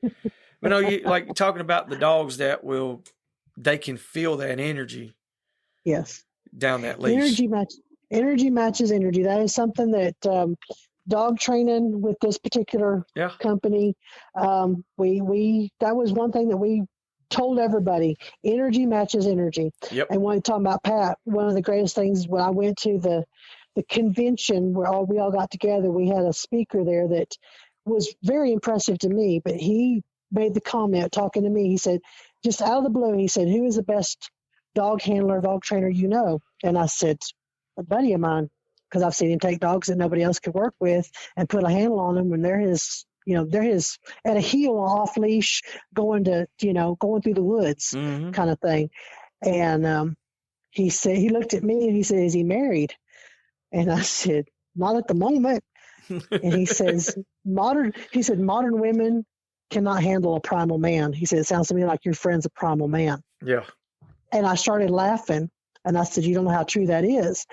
But then I talked to him after that. We all went out to supper together, and I talked to him more about some things because when he first started training dogs, he knew, kind of like me, he had a background in dog's a dog, human's a human, and we meet in the middle somewhere. He spent days without ever speaking to the dogs he worked with. It was all off of body language to learn their behavior. And I thought, wow, that's interesting. But it's true when you learn the way a dog thinks, you'll never know completely. There's a lot of things you can do with a dog that you don't ever have to use your voice for. They learn off of your energy, your body language. And like I said, I'm not near as strict with my dogs as I probably should be, but that's because they're my dogs and they mind me, and I don't care if they mind you. I agree. That's my opinion, and that's back to the I feed them, you don't. But that's just one of those things. The energy matches energy. I've got a dog that she's high energy. I've got a couple of dogs that are high energy, but she's high energy. Every time she went to a bay pen, she was dragging, she was jumping, she was carrying on. And it took us about a year to figure out how to work together because I had to get her to dial back because I try to be low energy to keep her from making those mistakes. I like how you said that. You said it took us about a year to work together. You didn't say it took me a year to get that dog to act right. No, it took us a year to learn each other and learn what needed to be together. And you know what? I was in the hospital the week before she won at El Perro Loco. She won it. And, I about cried because I still didn't feel good, but my energy was low. And I just, you know what, we're going to go do this and I'm going to talk you through this and we're going to, and she went out there and she did everything for me. Things that I was told she would never do. She did for me. Last year, not this past year, but last year, 2023, we were 7th dog and the 1 dog at Uncle Earl's together because I have to keep it low energy with her. If I get upset, if I get off my game, she feeds off of me, and I've had to learn how to dial myself back. And Uncle Earl's is lots of fun, but if I'm getting nervous because it's getting close to my time to run, I have to take a walk 15, 20 minutes before my run's going to be, just so that she and I both can simmer down together. And that's just something I learned with her, and it helped me look at a lot of things with my dogs. It's the reason I've got the dog that nobody can touch that I call a coyote. She can be off leash. She's trained for obedience off leash. I can take her tractor supply, drop her lead, walk through there. She's not going to go anywhere but by my side. She's going to do exactly what I want her to do. If someone makes eye contact with her, she goes to baying them. Don't ask me. Well, she's going to stand next to me and do it, but she goes to mind their them. business. Quit looking at it. Don't look at me. And I laugh about it, but she's my dog. I can take her and do with her what somebody else couldn't. And it saved her life because I had the time and the patience. I said, I'll work with her. And it saved her life because she was going to get cold. And I hate to say it that way, but that's what it is. People were tired of putting up with not being able to handle her nipping or biting. And I said, no, give me time. I'll just let her be a dog. And now, guess what? She'll blood trail. She'll work a cow. Just there better not be people around.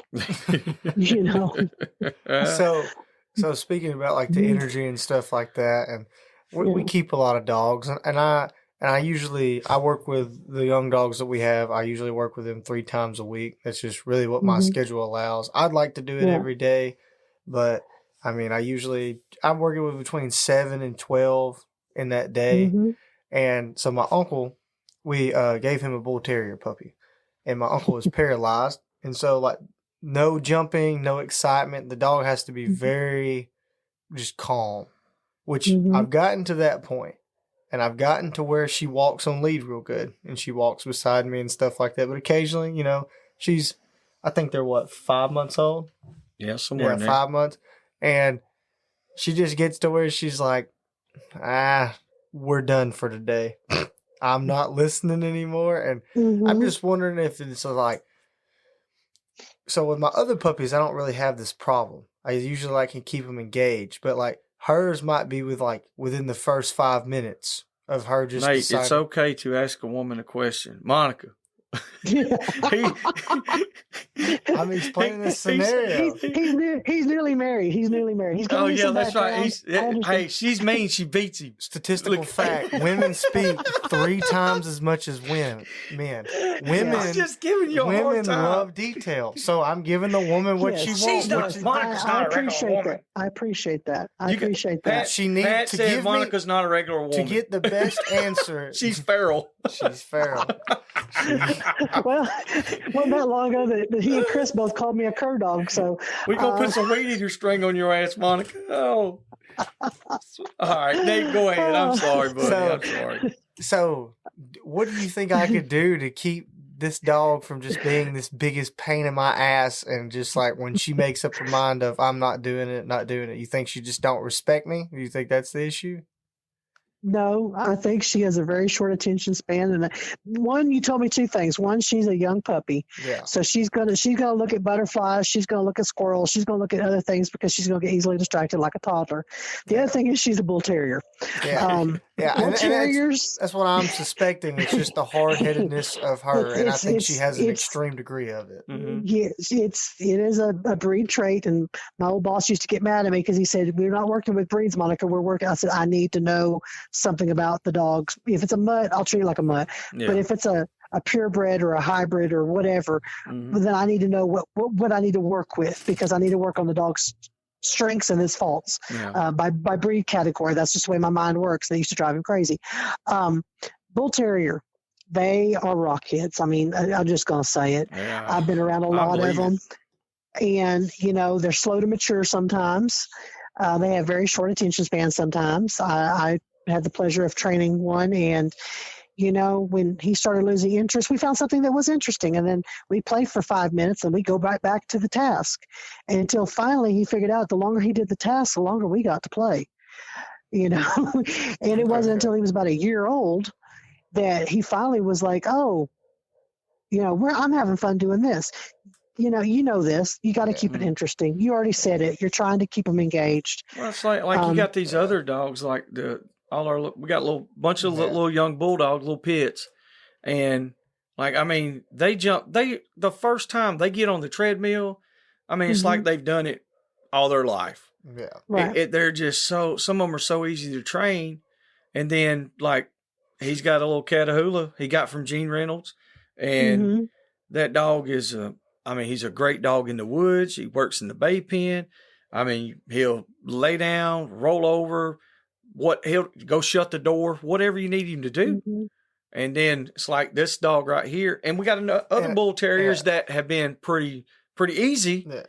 But this one is just... And I've had so many sessions. This has been going on for a couple of months now. And it's like, I have made the progress of, she doesn't get excited when I get her out. She don't start jumping and trying to go in between your feet or anything like that. She usually settles pretty good once we get on the lead. She knows, okay, we're finna go walking. And that's about it. that's it. And it's just drove me crazy, because I'm like, well, I don't want to be doing something wrong and just continuing something wrong. Right. I want to fix it. This is something that I did learn, like I said, from the people I worked with, and I had to go through all this education, and a lot of it was just teaching me things I already knew and I'd forgotten. There's the few things in a dog's life you control completely, the human controls completely, and one of them is attention. If you're looking at that dog when she's acting up, you're giving her attention. It may not seem like it's attention to you, but some dogs' attention for bad behavior just encourages a bad behavior.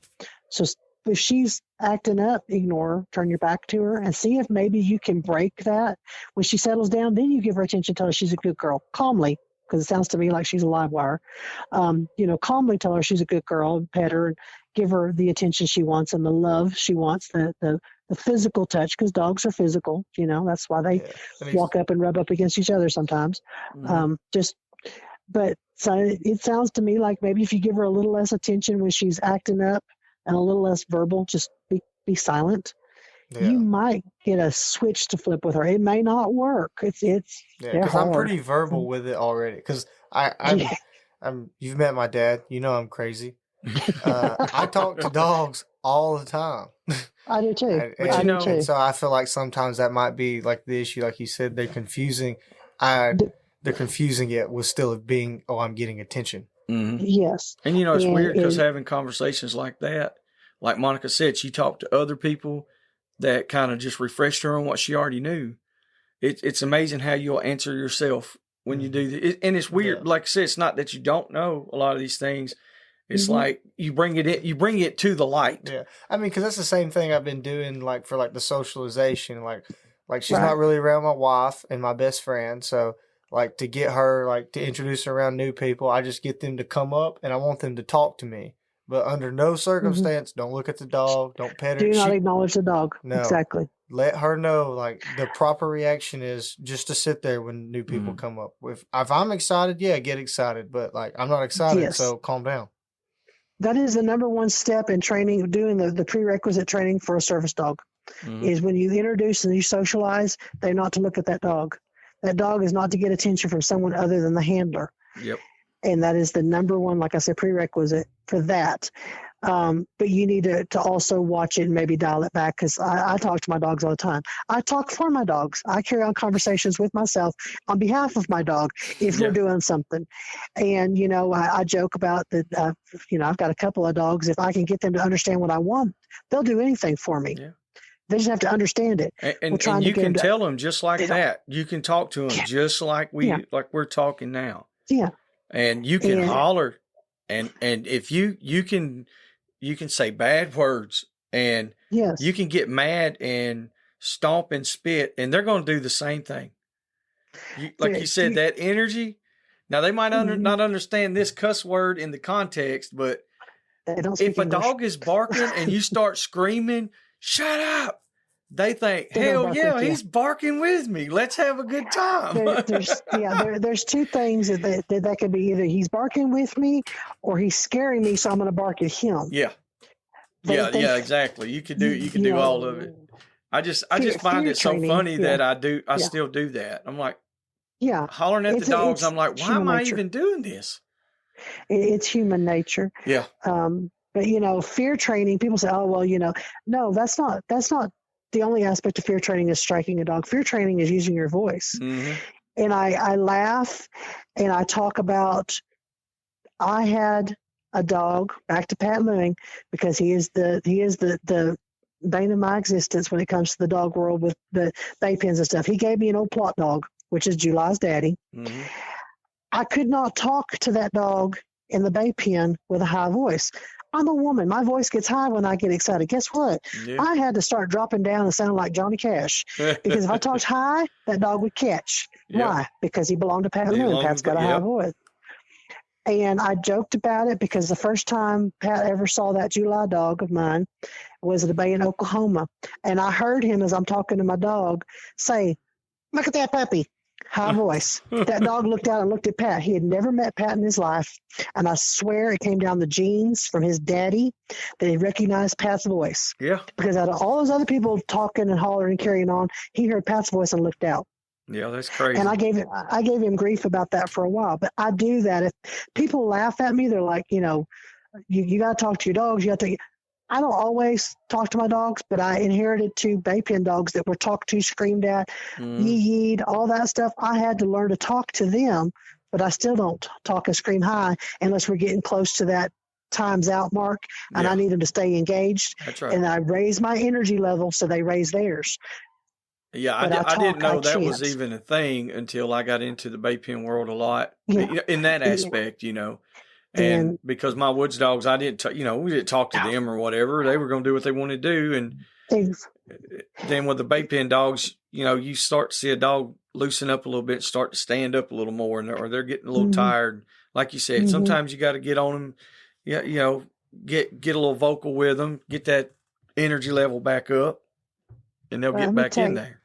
Let me tell you, a 7-minute bay off at Uncle Earl's, you're pulling it from your toenails because you done lost your voice. You're screaming, you're screeching, you're just praying to God that your dog hears you. Yeah. And that's a big pen. That's a big pen, number one, and that's one of those dogs you have to talk to. And I would tell you the recommendations that were given by the original owners on how to talk to her, it didn't work for me. Yeah. It didn't. I'm not, that's not me. That's way too high energy for me. So, and when the more energy I got going, the worse she would do. But, coming back to the talking to them and laughing about the bay pen people, I had somebody sit me down, and I'm not going to mention any names because it was really funny to me, said, them people talking to the bay pen people are no different than a coon hunter talking to a coon dog. And I was like, I've never hunted with coon hunters that really talk to their dogs that much. Yeah. He said, listen to Jerry Clower. Hey, y'all, talk to them, son. Yeah. And I went, oh, my goodness, here we go. Yeah. That's what the bay penners sound like, is you put Jerry Clower on high speed, and that's what we all sound like chanting. Oh, my goodness. Yeah. And I never thought of it like that, but he said, sit down and listen to Jerry Clower and his coon hunting stories and stuff. And I went, that's us. I wish we had a present-day Jerry Clower. I do, too. It would be amazing.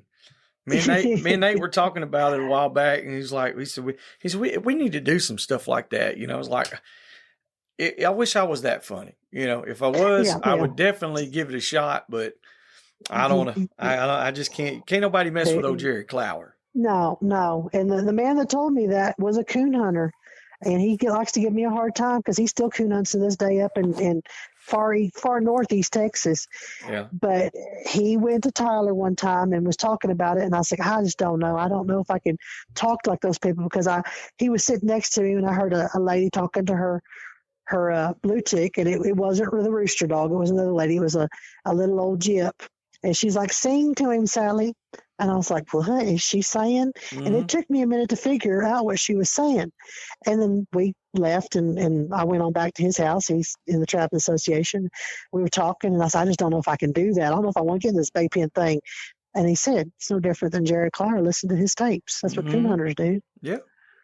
Because before the Garmins and all that, it's echolocation by your voice. Them old timers coon hunting without a Garmin. Yep. You hear a dog fire off, you go over there and you're talking to that dog. Everybody else can find you. Could you imagine trying to hunt now without a Garmin? I mean, I don't know if I could even do it. When I started out, I did. I mean, I learned a few things. I learned a few things about silent dogs real quick. My very first ones, I was like, "Will they? I need something to bark so I'll know where they're at," Right, and right. I was like, but then I also learned that if you got silent dogs and they open it all, it's like, just get there, hey, there we go. And, but everything's changed so much, all the technology and all that stuff. And I'm glad I'm old enough to have seen the progress. The evolution. Yeah. It's, I honestly, I could run an old quick track probably as efficiently as you can a Garmin. Because that's what I had to work with, right? And I thoroughly was okay with it, And now you got so much time and money, or so much money tied up in all this stuff, and half of it don't even work when you buy it. It's something. I can tell you that. Something. So, well, Monica, you got anything else you want to add on this, or any other topics you want to talk about? No, I think I've covered we've only talked for about 5 minutes. Gee. Yeah, it's kind of like when we get together somewhere, only 5 minutes. Yeah, that's it. But that's we met at some of these, that's where you and I met, was at an event, and all these events that we've traveled to, I've met most most everybody at a bay pen is a hunter of some sort. Yes. There are a few that don't get to hunt, but they started out as hunters. Right. And they support it. Right. So I would love to see more people that hunt with dogs to support field trials and of all kinds.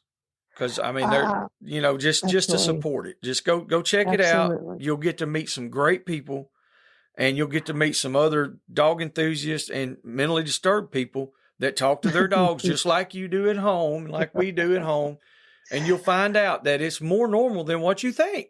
It is. No, it's normal to me. Other people are crazy because if they don't talk to their dogs like I do, they're missing out. That's their problem. I wish more of these younger people getting involved because, hog hunting's the number one sport that seems like younger people are getting involved in. It's growing rapidly. It's growing and it gets growing pains. I wish some of these younger hunters could go out with an old coon hunter or an old cat hunter. Yeah.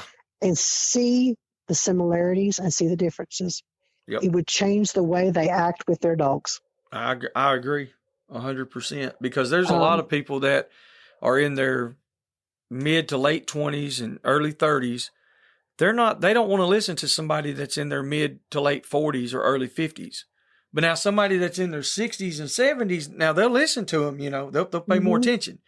And so like you said, I think that's a great analogy. That's something that they could work with. Get with somebody who's much older, has a lot more experience, and just watch them.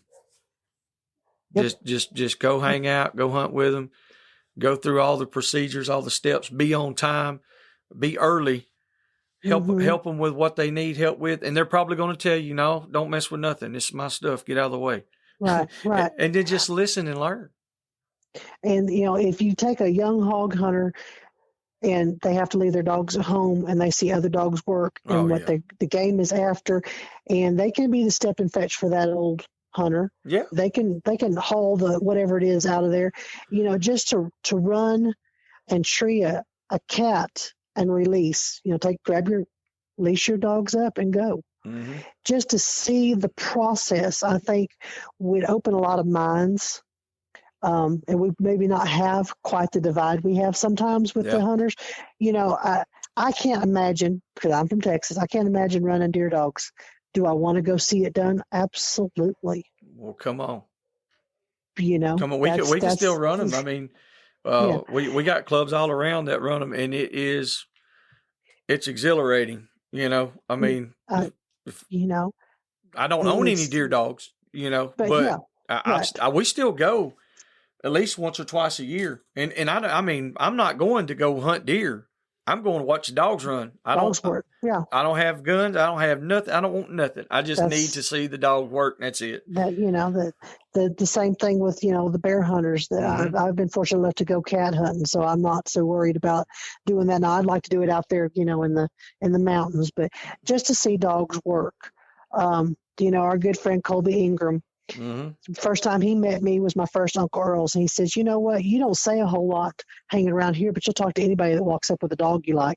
Yep. And I said, well, a dog is a common denominator. I can talk to people about a dog. I may not want to talk to them if they don't leave that dog around. That's it. But I want to learn as much as I can. I want to know how, not necessarily how that dog's bred, but I want to know how old that dog is, where that dog come from. It's not because I want a dog like it. It's because that dog reminds me of another dog I know, or I eventually want a dog to look like that, and I'm going to breed up because I want something that looks like that. How did you get that base? Yeah. And that's a great way to like you said, that's a great way to talk to somebody, to meet people, and to have the right people on your side. Once you get to know people that have dogs that, like you said, that you like, or there's a reason why, and once you can communicate through, even if it is just with a dog like that, that's a foundation to start a relationship. And I'm the same way. I like to talk about dogs, and there's really, honestly, a lot of times there's no particular reason. It's just because it's a dog. So, I mean, well, I think that's a good point right there to call it on this one, huh? Because I mean that's it. Like I mean that's what we like to do. We like to talk about dogs for the simple fact that it's a dog.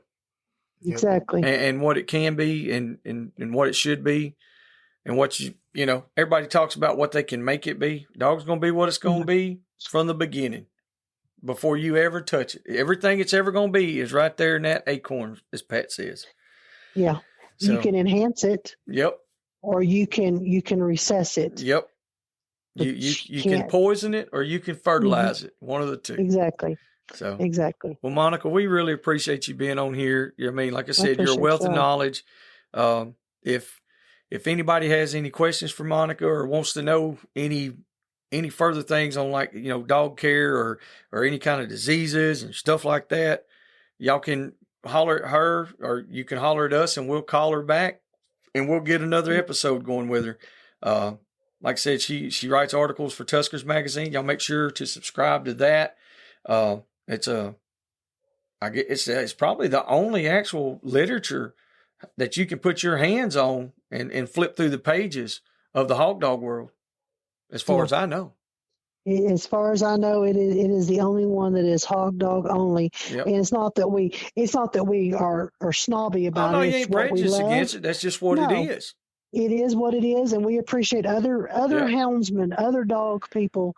Period. Yeah, y'all go to all kind of field trials and stuff. I mean, yes. Yeah, I mean, y'all have all been to. Ed's been to the terrier trials. I couldn't. You know, everybody's been there, and like there's, you know, there's a hog bay there, but there's all kinds of other stuff that goes with it. So, y'all make sure to subscribe to Tuskers Magazine. It doesn't cost that much. Ed, Monica, and who else? Ronnie Creek, Pat Louie. Gary Slyman. And there's, like I said, and you can send your articles or pictures or anything in to Ed. And hey, I promise you, he'll put you in that book as long as it's something you can. That's not going to be. You always find me on Facebook and send it to me too if you can't get a hold of Ed. There are times out in rural Oklahoma that he has to use smoke signals. Yeah. So if you need a picture put in of your kids, especially, we love kid pictures. You can always send them to me and say, "Hey, can you get this to Ed?" There you go. And they can get a hold of you. Through Facebook? Through Facebook. Okay. Or my number is if they subscribe to the magazine, my number's in the magazine. Leave me a message. All right. Well, we can do that. Send me a text. Well, that sounds good. Well, Monica, we appreciate you, hon. And until next time, we'll see you then. All right. Y'all take care. Thank you. All right. Bye-bye. Bye-bye. All right. Well, that was a pretty good one there with Miss Monica. I'm telling you guys, you listeners, she writes articles and she's always pulling something up, you know, whether it be with flea and tick stuff, different kind of illnesses that your dog can get. She stays on top of it. I mean, stays on top of it. And there's several times, like my niece had a little dog that looked like she was getting paralyzed almost. Couldn't figure out what it was. And the next magazine I got literally had that information in it and figured out what it was from reading that Monica had read. So y'all make sure to subscribe to them. We want to thank all you guys listening. You know, thanks for helping us grow. Keep doing what you're doing. We'll keep doing what we can do. Try to keep these podcasts coming to you as quick as possible. And try to keep high quality guests on there. And we appreciate all the people that support us. Hogbaying.com, Animal Housing Solutions, Crockett Taxidermy, Uncle Pat, Boars N Broads.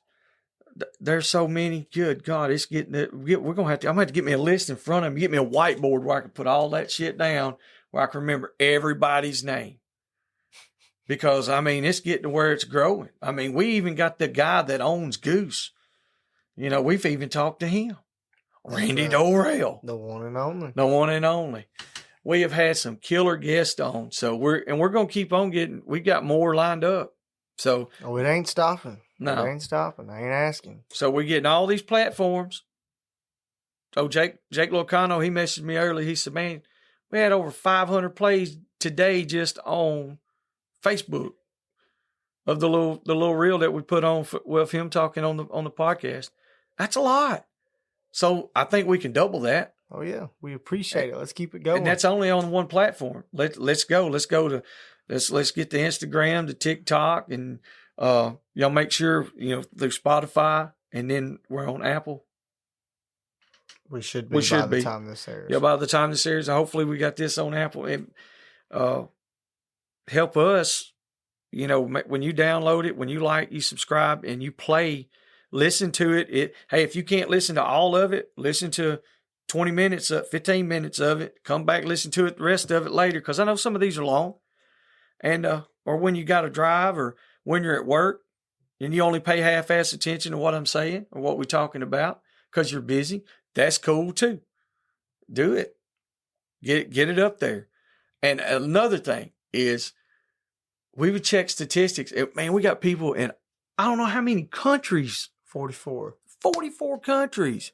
So I don't know how to say thank you in all these other languages, but thank you.